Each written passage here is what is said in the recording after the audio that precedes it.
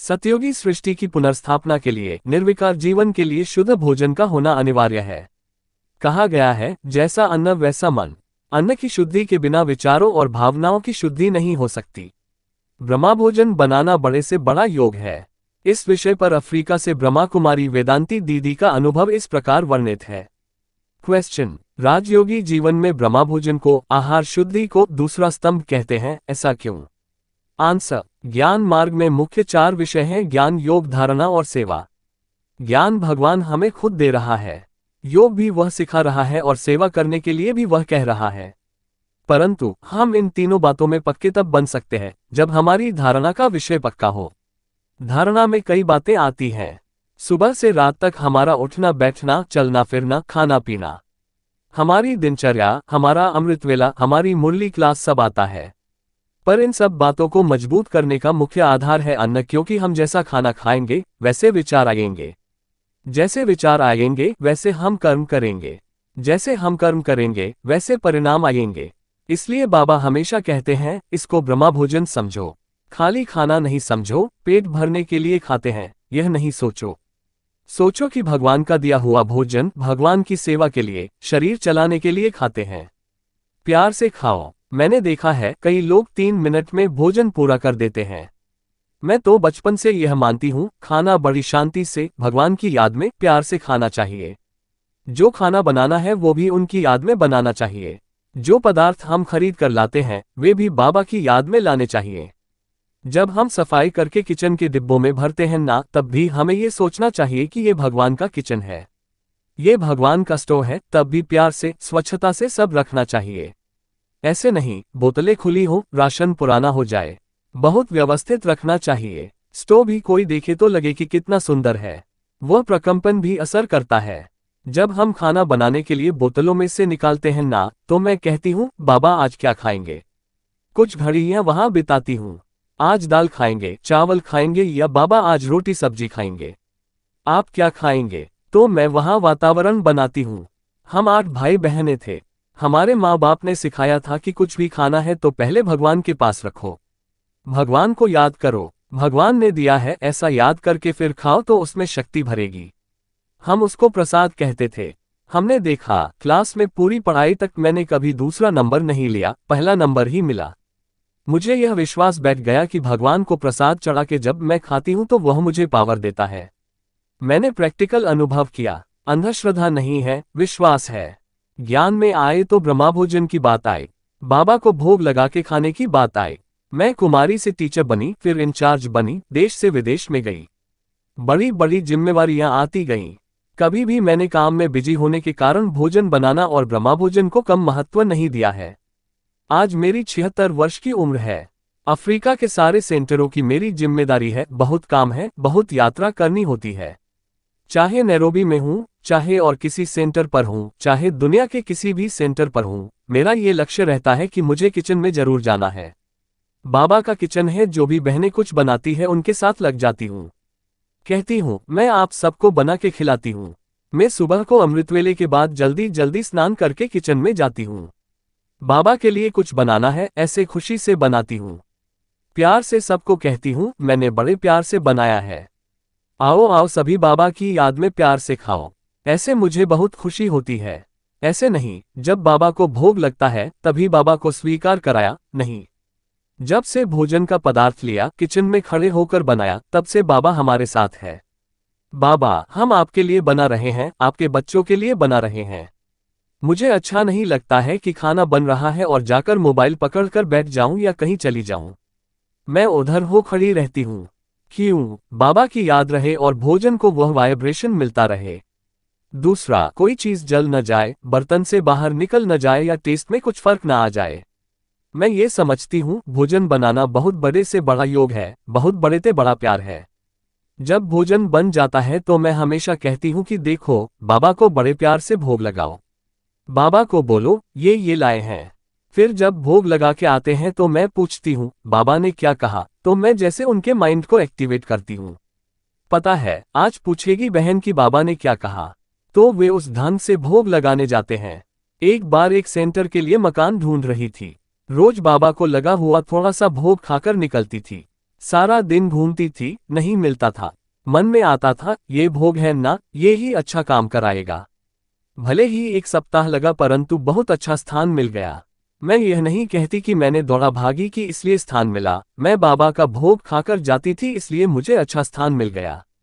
मैं किसी की सेवा के लिए जाती हूँ तो मैं बाबा को कहती हूँ, बाबा मैं आपकी टोली खाकर जा रही हूँ, पावर लेकर जा रही हूँ, बाबा उस आत्मा को टच करना। मैं स्टूडेंट को भी प्रेरित करती हूँ कि देखो आपका संबंधी चला गया है तो संबंधी की आत्मा के लिए भोग लगवाओ, ब्रह्मा भोजन कराओ ताकि उस आत्मा को भी प्यार और शांति मिले।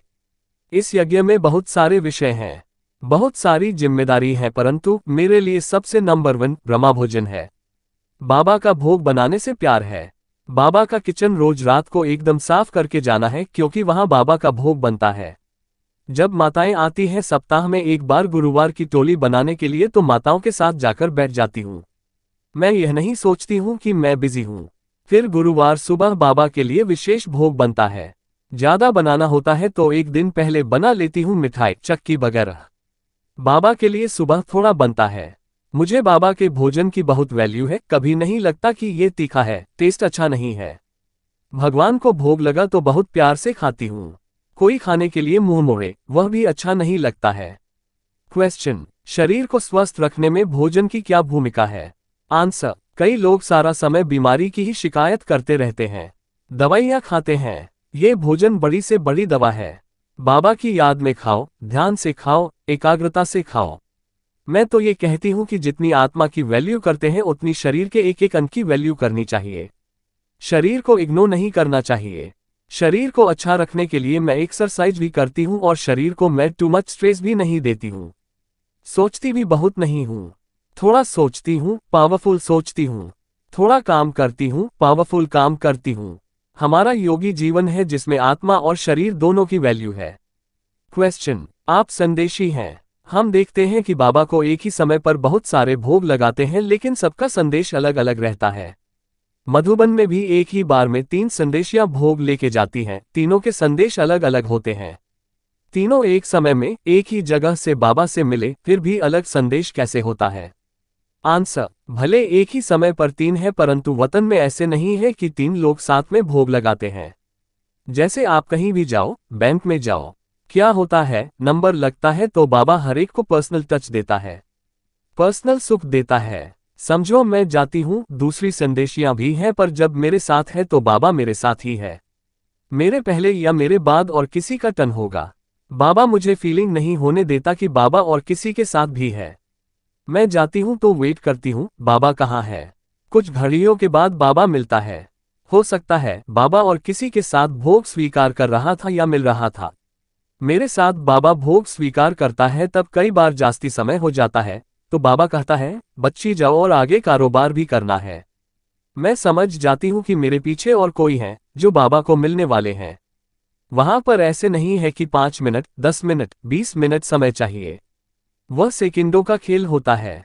वतन में बहुत समय नहीं लगता है। आप संदेशी को जाते और आते देखते हैं ना, रास्ते में समय लगता है। हमारा जाना और वहां सेट होके बाबा का विशन लेना, उसमें टाइम जाता है। फिर आते हैं और आते ही हम नॉर्मल फॉर्म में आ जाए, उसमें टाइम लगता है। मतलब हमारा यात्रा का टाइम जास्ती है, बाबा से मिलने का टाइम तो बहुत कम है। परंतु कई बार हम सुनाते हैं तो 15 मिनट सुना देते हैं, 10 मिनट सुना देते हैं परंतु वह अनुभव केवल 5-10 सेकंडों में हो जाता है। परंतु वहां 1 सेकंड बहुत लंबा समय लगता है। बहुत फास्ट कम्युनिकेशन होता है। वहां बोलने का नहीं है ना, वहां कैचिंग का समय है सारा। वह फास्ट हो जाता है, उसको यहां आकर एक्सप्लेन करना होता है। वहां फास्ट दुनिया है इसलिए समय बहुत कम रहता है। क्वेश्चन, क्या संदेशी की बुद्धि का भी इसमें रोल होता है? आंसर, देखो हर एक बर्तन की क्षमता अलग अलग होती है। हर एक की बुद्धि, हर एक का बाबा से प्यार अलग अलग रहता है। देखो बाप होता है, उसको 5 बच्चे होंगे। बाप सब बात सब बच्चों को नहीं कहता है। एक एक को बुलाकर कहेगा पर एक को जो कहेगा वह दूसरे को नहीं कहेगा क्योंकि वह गुप्त होता है ना। तो ये भी ऐसे है, बाबा का हर एक से व्यक्तिगत संबंध है। दूसरा, ग्रहण शक्ति पर भी होता है। बाबा के इशारों को कैच करने की क्षमता में भी परसेंटेज होती है। हर एक का बोलने का तरीका, सोचने का तरीका, कैच करने का तरीका, बताने का तरीका वह भी प्रभावित करता है। हम एकदम छोटे बच्चे को कैसे दूध पिलाएंगे, बड़े को कैसे देंगे, बूढ़े को कैसे देंगे, क्षमता अनुसार देते हैं ना। ये भी ऐसे है। बाबा जानता है हर एक की क्षमता, हर एक का भाग्य, हर एक का भविष्य और हर एक के द्वारा लोगों को क्या मिल सकता है, उसी अनुसार हर एक को देता है। क्वेश्चन, भक्ति मार्ग में भी भगवान को अर्पित करके खाते थे। वहां मूर्तियों को भोग लगाने में और ज्ञान मार्ग में स्वयं भगवान को भोग लगाने में क्या अंतर महसूस करते हो? आंसर, मुझे बचपन से भगवान से प्यार है। तब भगवान के प्रसाद के लिए भी बहुत बहुत प्यार था। मैं मम्मी को बोलती थी कुछ बनाओ। मेरे आसपास जो बच्चे खेलते हैं उनको मैं प्रार्थना करने के लिए बुलाऊंगी। रोज शाम को 25 बच्चों को बुलाकर घर में मंदिर में बैठा देती थी। फिर भजन गाते थे, फिर मम्मी वह प्रसाद रखते थे। फिर सब बच्चों को कहते थे अभी भगवान को प्रसाद लगाना है, प्रार्थना करनी है, फिर प्रसाद खाना है, उसके बाद नहा धोकर खाकर अपना होमवर्क करना है। मम्मी कहती थी आपको होमवर्क में भगवान मदद करेगा। मैं मूर्ति के बाजू में बैठती थी। हम प्रसाद खाएंगे तो रिजल्ट अच्छा आएगा, तब मेरे में ये भावना थी। ज्ञान में आने के बाद स्वयं भगवान को खिलाते हैं तो पावर और बढ़ जाती है। समझो, मैं बीमार हूँ, पेट में दर्द है, तो मैं गिलास में पानी लेकर बाबा की याद में बैठूंगी, बाबा को बोलूंगी पेट का दर्द चला जाएगा। दवाई तो नाम की है, पानी में पावर है। अभी तो मैं उबले पानी का थर्मस हाथ में लेके बाबा के रूम में बैठ जाती हूँ। फिर बाबा को बहुत याद करती हूँ, बहुत याद करती हूँ। फिर थर्मस का पानी पी लेती हूँ कि इसमें बाबा की बहुत पावर भरी हुई है। ये केवल भावना नहीं है, वास्तविकता है। मैंने तो कई बार ऐसे अनुभव किए हैं। कई बातों में ऐसे सफलता मिली है। कई बार बाहर का कोई तनाव आता है। समझो, मैं ऑफिस में बैठकर काम कर रही हूँ। किसी सेंटर की कोई समस्या आई, समाधान करना है। मैं टेबल छोड़ देती हूँ, किचन में जाऊंगी गीत गाते गाते फिर एक डब्बा खोलूंगी, फिर उसमें से बाबा की टोली खाऊंगी, फिर पानी पीऊंगी, फिर जो दाल बन रही है उसको हिलाऊंगी। किसी से समस्या वर्णन नहीं करूंगी, खुशी वर्णन करूंगी। उनको पता नहीं है कि मैं बहुत बड़ी समस्या टेबल पर छोड़ के आई हूँ। सब कहते हैं घड़ी घड़ी किचन में क्यों आते हो? उनको पता नहीं चलता समस्या है इसलिए आई हूँ। मैं गीत गाती हूँ, किचन में घूमती हूँ और टेबल पर आ जाती हूँ। फिर मैं अपना दूसरा काम शुरू करती हूँ। थोड़ी देर में फोन आ जाता है, वह समस्या ठीक हो गई। मैंने बाबा को कहा है बाबा मैं भक्ति में आपसे दूर थी, ज्ञान में आई तो पता चला कि आप कहाँ हो, मैं कहाँ हूँ। पहले आप ब्रह्मा बाबा में आते थे, जब हम आए तो 7 साल में ब्रह्मा बाबा को लेकर चले गए। बाबा आज से मेरा जो एड्रेस है वह परम धाम है। मैं परम धाम में आपके साथ रहूंगी, बाकी का संगम मैं ऊपर रहूंगी। मुझे दुनिया से कुछ नहीं लेना है। आप जो कहेंगे वह भी आज्ञाकारी बनकर करूंगी। बाबा अकेले नीचे नहीं जाऊंगी, हम दोनों नीचे जाएंगे, काम करके ऊपर आ जाएंगे। मैं नीचे हूं तो बाबा मेरे साथ नीचे है। मेरा काम पूरा हो गया तो मैं बाबा से साथ ऊपर में हूं। मुझे बहुत अच्छा अनुभव होता है। क्वेश्चन, ब्रह्मा बाबा ने वतन में आपसे भोजन के बारे में कुछ पूछा हो, ऐसा कोई अनुभव सुनाइए। आंसर, एक बार मैं किसी देश में गई, बाबा के लिए भोग रख दिया था। मुझे समय नहीं मिला देखने का कि भोग में क्या है। मैं बैठ गई भोग लगाने। जब वतन में गई तो बाबा ने कहा अच्छा बच्ची तुम आए हो। मैंने कहा हाँ बाबा, मैं अमुक देश में आपको भोग लगाने आई हूँ। बाबा ने कहा बच्ची विनाश की तीली लेकर आए हो। मैंने कहा बाबा मुझे नहीं पता, निमित्त बहनों ने जो भोग रखा वह लेकर आए हूँ। मुझे समय नहीं मिला पूछने का कि उन्होंने क्या बनाया है। आपको स्वीकार करा रही हूँ। बाबा मैं ऐसा कुछ नहीं लेकर आई हूँ, जो भोग दिया है वही लेकर आई हूँ। बाबा ने कहा बच्ची वापस जाओ, चेक करो, सब कुछ चेक करके दोबारा आओ। मैं 1 सेकंड में वापस आ गई। सारा कुछ चेक कर रही हूँ, क्या हुआ, कैसे हुआ। सब बोल रहे हैं क्या हुआ, भोग क्यों चेक कर रही हो। तो क्या था, 2 लेयर का टेबल था, नीचे एक पतली डंडी पड़ी हुई थी। जिसने टेबल साफ किया उसने नीचे का साफ नहीं किया तो डंडी पड़ी हुई थी। इसलिए बाबा ने कहा तुम विनाश की तीली लेकर आए हो।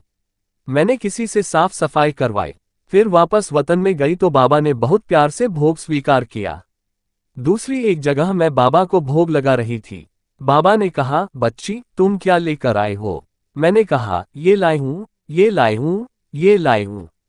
बाबा ने कहा और भी कुछ लाए हो। मैंने कहा नहीं बाबा, सब कुछ देखकर लाई हूँ। बाबा ने कहा नहीं बच्ची देखो, वहां फूल पर बड़ा कीड़ा था। जब भोग रखा तब वह अंदर होगा। फिर जब घूमते हुए बाहर आ गया तो बड़ा दिखाई पड़ा। बाबा ने कहा, बच्ची तुम इतनी बड़ी चींटी लेकर आ गई हो। मैंने कहा, बाबा मुझे दिखाई नहीं पड़ी थी। बाबा को सॉरी बोला। एक बार हम लोगों ने निश्चय किया कि बाबा को 108 चीजों का भोग लगाएंगे। तो हमने ऐसे बनाया जैसे स्टेप्स बनाते हैं। एक एक स्टेप पर 8-10 चीजें रहें। सबके बीच में केक रखा और मैं बाबा को भोग लगाने गई। मैंने कहा, बाबा देखो 108 चीजें लेकर आए हैं। आज बहुत बड़ा फंक्शन है। बहुत लोग आए हैं, 108 चीजें भक्ति में भी लगाते हैं। बाबा भोग स्वीकार करो। बाबा केक काटो। बाबा कहता है, बच्ची काटता हूँ, चाकू कहाँ है, लाओ। मैं बोली, बाबा इधर ही है, उधर ही है, केक के बाजू में। दिखाई नहीं पड़ा। बाबा ने कहा, चाकू लाओ, जाओ। वापस भेज दिया। मैं नीचे आई तो भाई बहनों ने कहा, इतनी जल्दी आ गई, 108 चीजों का भोग लगा दिया। हमने कहा, नहीं चाकू नहीं मिल रहा है। बाबा ने वापस भेज दिया। उन्होंने कहा, उधर ही रखा था, सब देखे मगर नहीं दिखाई पड़ा। सब अंदर ढूंढने चले गए। इतना बड़ा सेंटर था और ये भोग तो बाहर आंगन में रखा था। चाकू ऑफिस के टेबल पर किसी ने रखा था, उधर ही पड़ा था। वे ले आए, भोग में रखा तो फिर वापस वतन में बाबा के पास गई। ऐसे बाबा ने बहुत अनुभव कराए हैं। सब चीजें गहराई से देखो। क्वेश्चन, आपने कहा 108 चीजें भोग में लगाई। इतनी सारी वैरायटी बनाना, खिलाना, इसका क्या महत्व है? बाबा तो कहते हैं आपका सादा जीवन है। आंसर, जीवन सादा है। हम रोज सब कुछ नहीं बनाते हैं। पर जब 108 चीजें बनानी होती हैं तो कितने लोग लग जाते हैं। 2 चीजें बनानी है तो एक व्यक्ति बना देगा। 4 चीजें बनानी है तो 2 व्यक्ति मिलकर बना देंगे, परंतु 108 बनानी है तो उत्साह अधिक होता है। सब बैठते हैं, योजना बनाते हैं कि 108 चीजें कौन कौन सी हों। हर एक की कला बाहर निकलती है। किसी को गुलाब जामुन बनाना आता है, किसी को समोसा आता है, किसी को डोसा आता है, किसी को केक आता है, कोई चपाती बनाएगा, कोई बैंगन की सब्जी बनाएगा। तो ये क्या है? ये प्यार का प्रमाण है। सबका मन चलने लगेगा। हमारी जो धारणा वाली 20-25 माताएं हैं, उन सबको एक बार बोला कि आपको जितनी चीजें बनानी आती हैं, उतनी वैरायटी बनाओ। भले सेंटर पर बनाओ, स्टेज पर सब वैरायटी सजाएंगे और बाबा को भोग लगाएंगे। मैंने भी कुछ चीजें बनाई। हर एक अपना बना के लाए तो जैसे एक शॉप बन गई स्टेज पर बाबा के लिए। आपने 10 बनाई तो यह आपका कोना है। मैंने 2 बनाई, यह मेरा कोना है। इसने 7 बनाई, यह इसका कोना है। इस प्रकार बड़ा स्टेज सज गया। तो देखो, ब्रह्मा भोजन के नाम से कितनी खुशी होती है।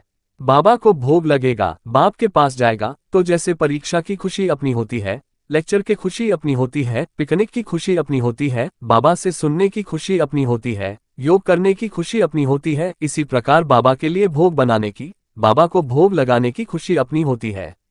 लोग अत्यधिक खुश हो रहे थे। भोग लग गया, बाबा का मैसेज सुन दिया। ये सब सुबह क्लास में किया। थोड़ा क्लास का टाइम बढ़ा दिया, सब सुबह जल्दी जल्दी 4 बजे आके सजाने लगे। रोज आते हैं 5 बजे, उस दिन 4 बजे आएंगे तो उत्साह तो होगा ना। इतना सुंदर खुशी का वातावरण लग रहा था। नहीं आने वाले भी आ गए देखने के लिए। क्लास भर गया। क्वेश्चन, आजकल हम देखते हैं कि जो नई कुमारियां सेवा केंद्रों पर आती हैं उनको खाना बनाना अजीब काम लगता है, क्यों? इसका समाधान क्या हो? आंसर, अभी दुनिया का वातावरण ऐसा बन गया है कि बाहर हो खाना है। घर में खाना बनाने वाले नौकर रखे हुए हैं। रेस्टोरेंट बहुत बन गए हैं। बस रेस्टोरेंट से खरीदारी करके खा लिया। उसी वातावरण में पली हुई बहनें ब्रह्मा कुमारियां बनती हैं। मैं आपको बताऊं, भारत से एक बड़ी इंचार्ज बहन हमारे पास अफ्रीका में आई थी। मैंने देखा 4-5 दिन तक वह किचन में आती ही नहीं थी। एक सुबह अन्य सब बाहर गए थे, मैं अकेली थी। मैंने कहा, आपके लिए सब्जी बनाती हूँ। उसने कहा, दीदी आप बनाएंगे? मैंने कहा, मैं बना दूंगी, रास्ते की जाने की, और चपाती का आटा आप बना लीजिए। वह मूंझ गई। मैंने कहा, मूंझते क्यों हो? उसको आटा बनाना नहीं आ रहा था। वो बोल नहीं सकी कि नहीं आता है। उसने आटे में पानी ज्यादा डाल दिया। फिर मैंने उसको सब सिखाया। उसके हाथ से मैंने बनवाया। उसने रियलाइज किया कि किचन बहुत महत्वपूर्ण है। बड़ों का इंटरेस्ट नहीं होगा तो छोटे भी नहीं करेंगे। मुझे देख के तो बहुतों को प्रेरणा आती है। एक बार मैं भारत के किसी सेंटर पर गई। उन्होंने कहा, आप रास्ते का खाना क्या लेंगे? मैंने कहा, मुझे फ्रीज दिखाओ। मैं सब्जी देखूंगी, सब्जी काटूंगी, बनाऊंगी। वहां की जो बड़ी बहनें थी कहती हैं ये सेवा कुमारियां कर लेंगी। मैंने कहा नहीं, ऐसे नहीं होता है, मैं कुमारियों के साथ टेबल पर बैठकर हंसूंगी, बहलूंगी, हंसाऊंगी। नहीं तो उनको कौन हंसाएगा? भले वो सब्जी काटेंगी पर मैं उनके साथ बैठूंगी। तो 3-4 लोग बैठ गए काटने के लिए। उनकी बड़ी बहनें देखती रही। वे भी आकर बैठ गई काटने के लिए। फिर मैं रोटी बना रही थी तो बड़ी बहन रोटी सेंकने लगी। क्वेश्चन, आजकल मशीन मेड फूड का जमाना चल रहा है। आइसक्रीम आदि मशीन में बनती हैं, इस बारे में आप क्या कहेंगी? आंसर, मैं कई सेंटरों पर जाती हूँ, मुझे भी आइसक्रीम ऑफर करते हैं। मैं पहले पूछती हूँ कि ये बाहर से लाया है या घर में बनाया है। वे कहते हैं बाहर से लाया है। मैं नहीं खाती हूँ। आज तक मैंने बाहर की आइसक्रीम नहीं खाई है। मैंने अपना व्रत निभाया है। हम नैरोबी में ब्रेड बनाते हैं। हमने तो कभी बाहर की ब्रेड खाई नहीं। कोई नौकरी करते हैं, स्वयं नहीं बना पाते हैं। उन्हें राय देती हूँ कि छोटी सी मशीन लाकर घर में ब्रेड बना लो, तो वे ऐसे ही करते हैं।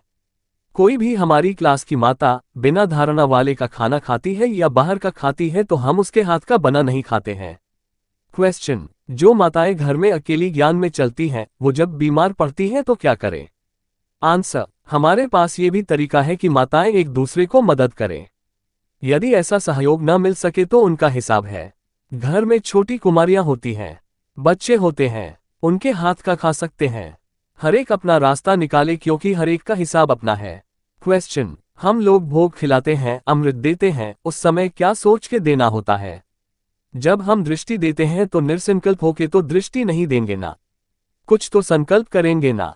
आंसर, बस बाबा को याद करके दो। बाबा की याद का बल उसमें जाए। हम आत्मा तो हैं ही, इसमें सोचने का क्या है? वो भी आत्मा है, आत्माओं के बारे में सोचने के बदले बाबा को याद करें। क्वेश्चन, ज्ञान मार्ग में आने के बाद भी लोगों के अंदर अंधविश्वास बहुत है। कई जगह सेंटर पर मंत्र वगैरह करते हैं। जो बहनें हैं उनके ऊपर ईविल सोल या किसी ने कुछ किया, उसका प्रभाव रहता है। खाने के ऊपर भी रहता है। ईविल इफेक्ट से बाहर आना है या उसमें आवे ही नहीं, इसके लिए क्या करना है? आंसर, ईविल सोल कहो, घोस्ट कहो, निगेटिविटी कहो, विकार कहो, सब एक फैमिली है। सब मनुष्य के मन से शुरू होता है। अफ्रीका सारा इससे भरा हुआ है। जो मानते हैं उनको जास्ती असर होता है क्योंकि अंदर डर है। जो नहीं मानते उनको असर नहीं होता है क्योंकि मन में मजबूती है। कईयों का मन ये सब सुनकर भी कमजोर हो जाता है। कईयों का कमजोर मन ये सब सुनकर बाबा की शक्ति से और भी पावरफुल हो जाता है, उससे बाहर निकल जाता है। ये व्यक्तिगत है, चाहे व्यक्ति के लिए, चाहे सेंटर के लिए, चाहे घरों के लिए, चाहे यज्ञ के लिए, और कुछ नहीं। इसमें कोई सिद्धांत काम नहीं करता है। अपने आप को शक्तिशाली बनाने की बात है।